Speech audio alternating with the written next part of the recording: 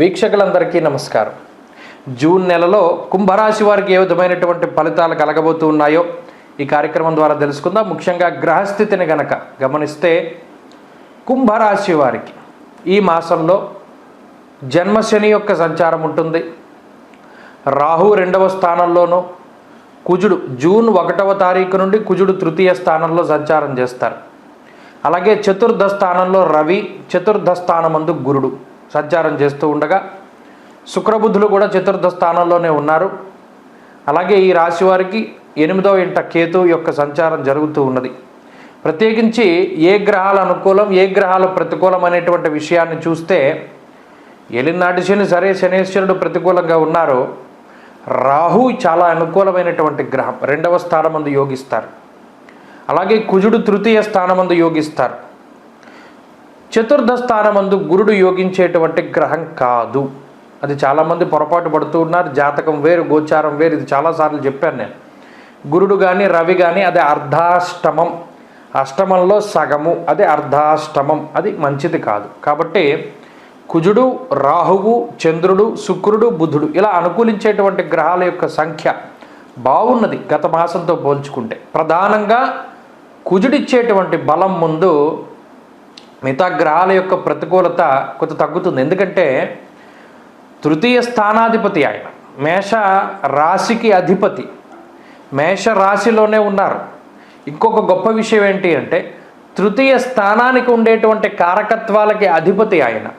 సహజేన వదేచ్ఛాదా భక్ష విక్రమ సోదరాన్న చమోపతిత్వం తేజస్య దక్షిణం కర్ణమే వచ.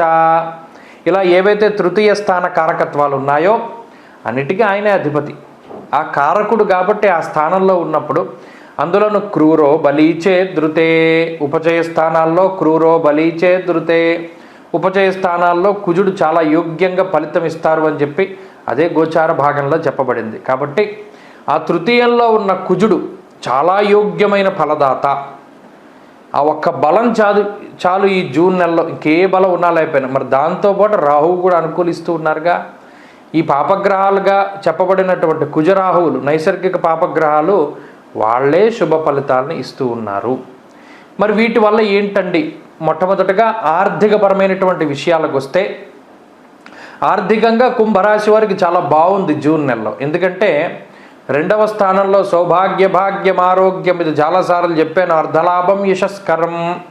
అర్ధలాభం అంటే డబ్బే కదా, ఆర్థికంగా ఎదుగుదల. మరి 3యంలో ఉన్నటువంటి కుజుడో అంటే విత్తలాభ సదారోగ్యమిష్ట సిద్ధి సుఖావహ అన్నారు.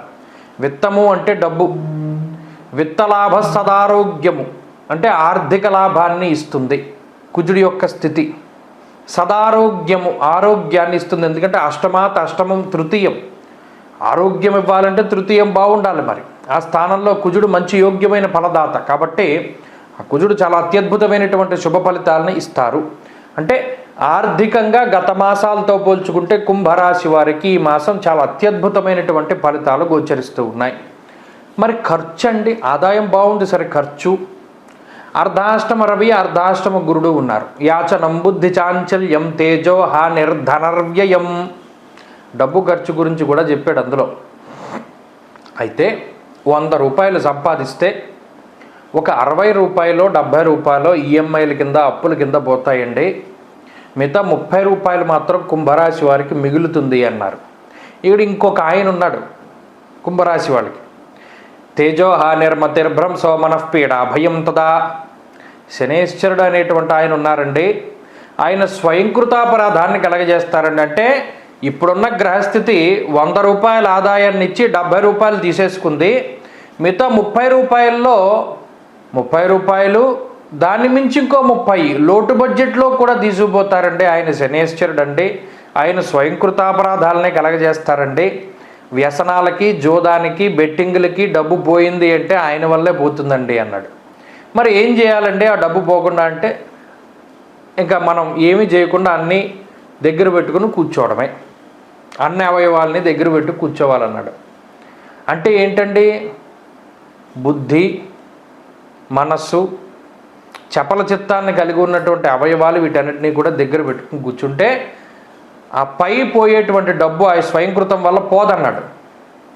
అది మీ చేతిలోనే ఉంటుంది. ఎందుకు ఇంతలా చెప్పడం అంటే, స్వయంకృతం వల్ల పోయేదాన్ని ఏ గ్రహం ఆపలేదు. శనేశ్వరుడు ఆ థాట్ని కలగజేసినప్పుడు మీరు అక్కడితో కట్టడి చేసుకోవాలి. అది ఎప్పుడు ఏర్పడుతుంది? మీ ఉపాసనా బలం గట్టిగా ఉన్నప్పుడు. ఆ భగవంతుడు కట్ చేస్తాడు ఆ మార్గాన్ని. లేదు అదేం లేదంటే వీడు పోతాడు, తగలేసుకుంటాడు అంతే.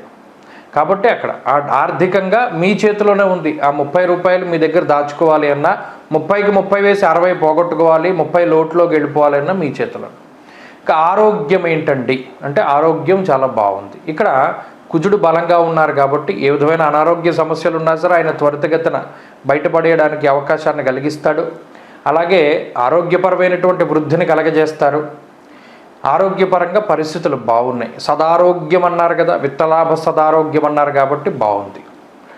అలాగే కుటుంబ పరిస్థితులు కూడా చాలా బాగున్నాయి. ఎందుకంటే కుటుంబ స్థానంలో రాహు ఉన్నారు కాబట్టి పోనీ పై ప్రేమలే అయినప్పటికీ వాళ్ళు ప్రేమగా మీతో మాట్లాడతారు. మీరు కనిపించినంతసేపు మీ వెనకాల వాళ్ళు ఎలా మాట్లాడుకున్నా మీరు కనిపించినంతసేపు మీతో ప్రేమగా మాట్లాడి మీరు చెప్పిన పనులన్నీ చేసి మీకు చాలా ఆనందాన్ని కలగజేస్తారు. ఎందుకంటే ఇలా అంటున్నారంటే, లోపాయిగా చాలా జరుగుతూ ఉంటాయి. ఏలినాటి జన్లో రహస్యమైన శత్రువులు ఎవరున్నారో మనకి తెలియదు. కానీ అక్కడ రాహు ఉన్నాడు కాబట్టి వాళ్ళకి మీతో అవసరమో లేకపోతే మీరంటే భయమో ఏదో ఒకటి మీతో సహజంగా మంచిగా మాట్లాడేలా చూస్తుంది.